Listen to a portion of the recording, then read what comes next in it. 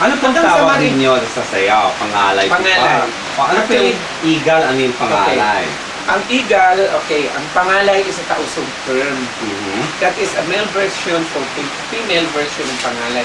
Pero ang male version sa lalaki, kaya makita mo talaga, although kung tingnan mo basically, kung tingnan mo pareho lang, pero iba ang sa lalaki. Bihira na ako makakita ngayon ng mga lalaki na nagpangasik because the right term for pangalay version of male Pangasik. is pangasik. So bihira na ako, hindi naman sa I'm speaking the truth, no? Bihira na ako makakita na usog o lalaki na magpangasik. Ang makikita ko na ang movement parang pangalay na rin kasi ang lalaki hindi naman nila ako magyayabang, parang ako na lang siguro ang marunong mangasik. I'm sorry, I'm speaking the truth.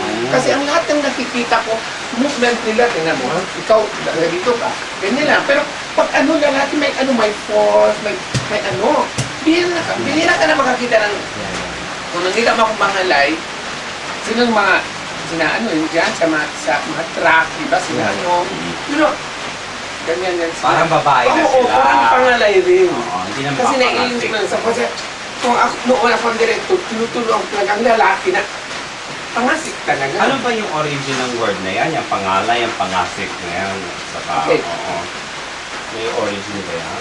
Hindi mo na nang ismilang ako, parang nandun na, nakikita ko na.